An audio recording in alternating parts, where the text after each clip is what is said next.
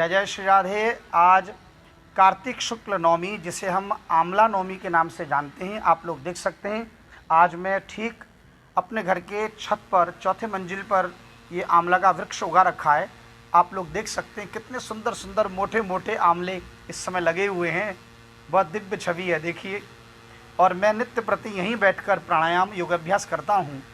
तो सोचा कि आज आरोग्य दिवस भी कहते हैं और हमारे आयुर्वेद में आंवला फल को अमृत फल माना गया है। कहते हैं कि पथ्यम धात्री फलम और कुपथ्यम बद्री फलम।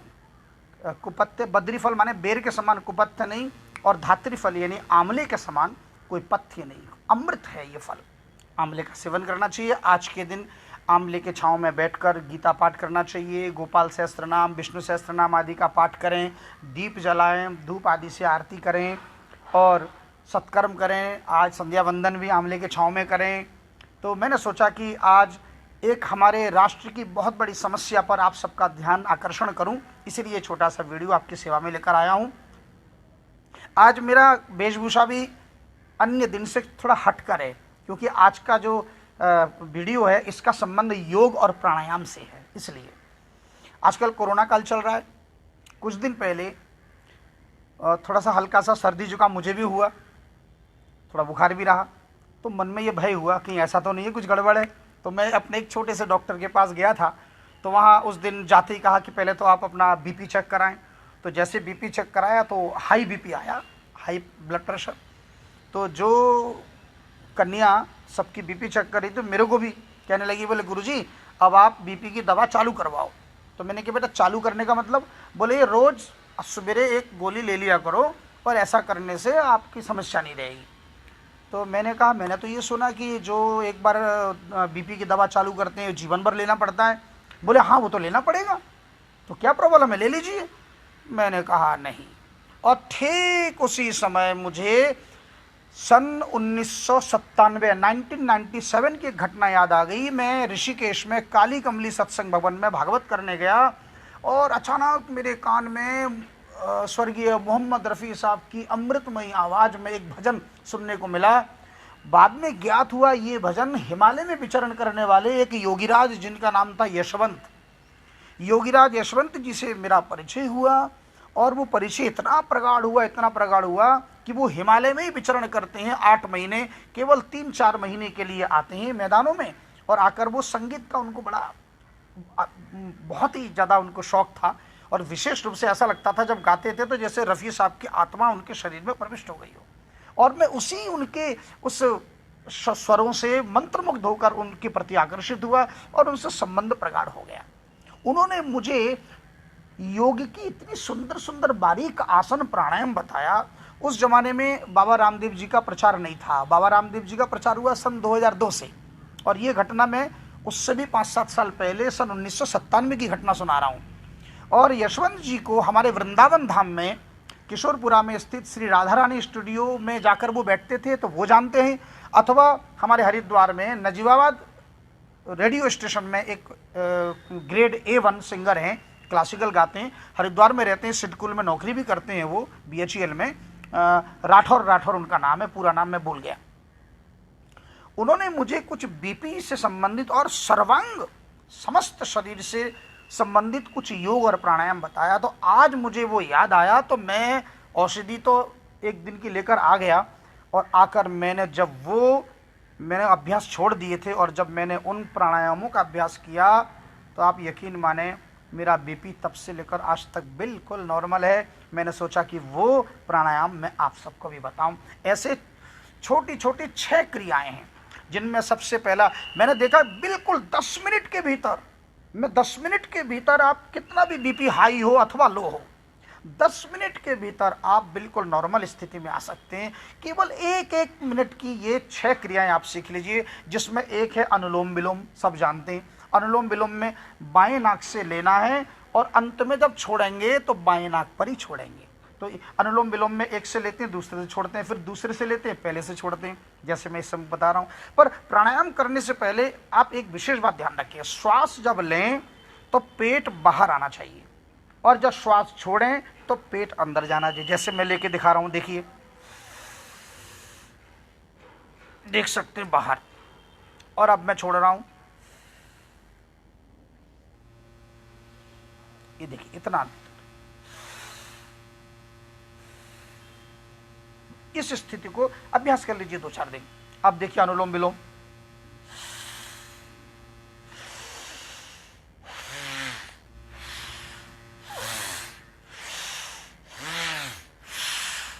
इसी पर समापन करें। बाएं से लें और बाएं पर ही समापन करें। आप 10 बार लें, 10 बार छोड़ें तो 1 माना जाएगा। इस प्रकार 4-5 अभ्यास प्रतिदिन करें। ये नंबर 1। नंबर 2, शीतली। शीतली में हम अपनी जीवा को मोड़ लेते हैं और मोड़ के श्वास अंदर भरते हैं। तो देखिए,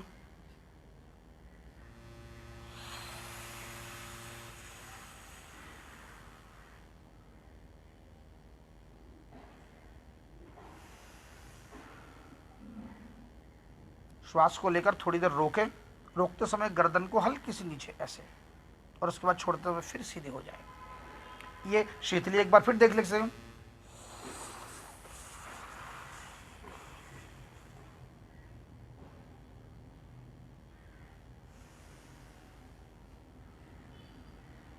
नंबर 3, सदंता। सदंता को कुछ लोग शीतकारी भी कहते हैं। सदंता, सदंता, इन्हें दांतों के साथ, दांतों को इस प्रकार देखिए। ये वैसे पोल खुलने वाला प्राणायाम भी है, क्योंकि जिनके दांत गंदे होंगे वो कर भी नहीं सकते। तो बिल्कुल दांतों को स्पष्ट दिखाते हुए बिल्कुल खोल लेंगे दोनों होठ ऐसे, और श्वास लेंगे।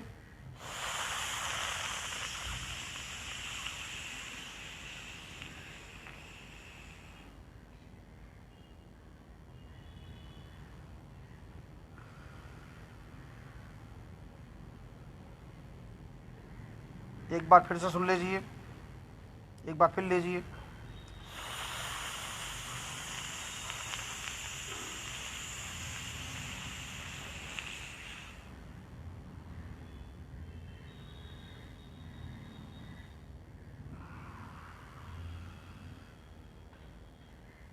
सदंता, इसे भी आप 4-5 मिनट कीजिए। उसके बाद उज्जाई। उज्जाई जैसे हम लोग खर्राटा लेते हैं, ये उज्जाई प्राणायाम के बहुत सारे लाभ हैं। एक तो खर्राटे बंद हो जाते हैं, और इस उज्जाई से मुंह में जो बदबू है, पायरिया जिनको है, कॉन्स्टिपेशन है, ये सब भी समाप्त हो जाते हैं। बहुत सुंदर प्राणायाम है उज्जाई। इसमें एक विशेष आवाज़ आती है। कुछ लोग एकदम खर्राटे की तरह ऐसे नहीं, बस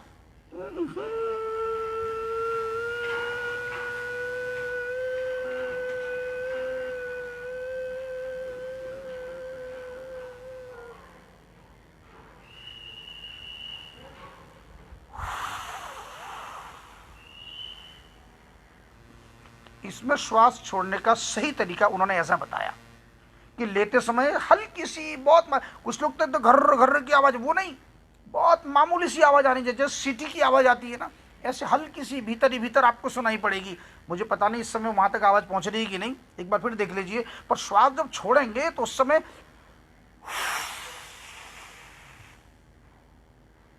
पेट भीतर, एक बार फिर देख लीजिए। उज्जाई,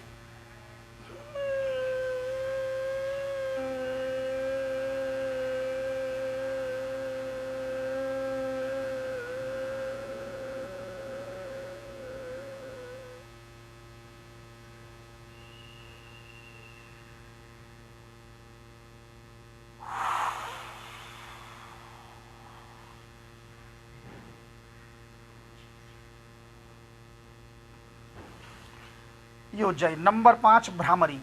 मैं प्राय देखता हूँ कि आजकल टीवी में बहुत से लोग भ्रामरी प्राणायाम करते हैं, बस कान में उंगली डाल के और शुरू हो जाते हैं।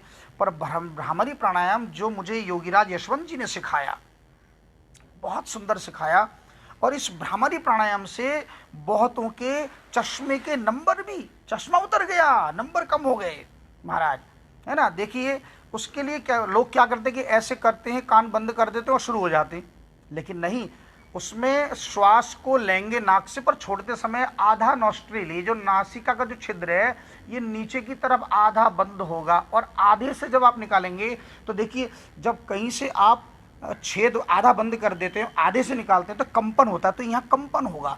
और जो नेत्र की जो सूक्ष्म तंतु, जो हमारी नाड़ियाँ 72,000 नाड़ी में से इतनी सूक्ष्म नाड़ियाँ जो नेत्रों में, उनमें भी रक्त का प्रवाह हो जाता। वो नेत्र के नसें जब सूख जाती हैं तो आंखों से दिखना बंद हो जाता, रोशनी कम हो जाती है। तो इसी ये कारण है कि उन समस्त तंतुओं को एक्टिवेट करने के लिए ये भ्रामरी प्राणायाम है, एक सही भ्राम। आप एक बार फिर देख लीजिए।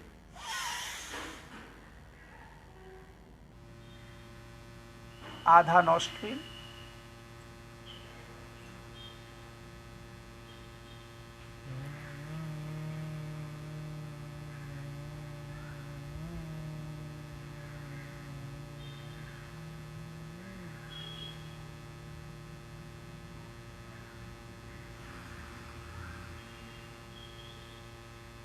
श्वास लेते समय नाक से और पुनः छोड़ते समय आधा नाक बंद।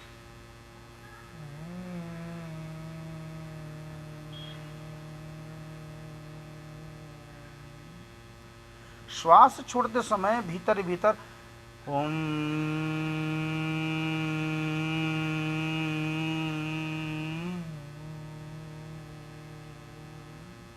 इस प्रकार कंपन या कंपन होगा, तभी जाके लगेगा कि आपका प्राणायाम बिल्कुल सही है।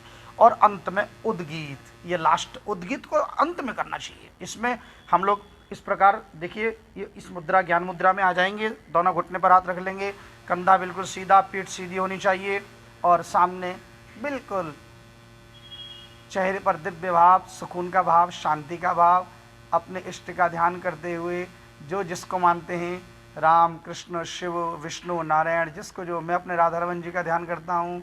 लंबी सांस लेंगे और ओम में ओ को लंबा और माँ को थोड़ा कम, जैसे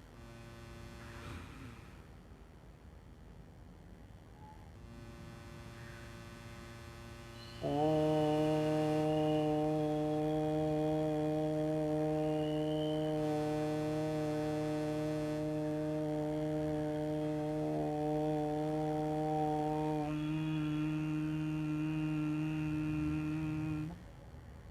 एक हुआ, फिर दोबारा लीजिए।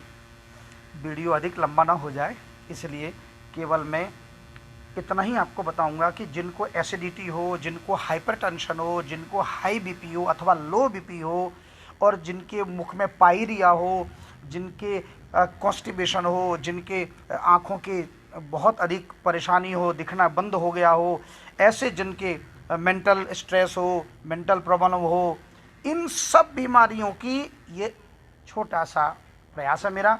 और मैंने ऐसा बिल्कुल भी बीपी की समस्या बिल्कुल भी नहीं है। हाँ, ब्लड प्रेशर का नाम उपचार भी है, तो मैं नाम उपचार के लिए मैं अलग वीडियो बनाऊंगा। आज केवल योग को समर्पित और आंवले को समर्पित है।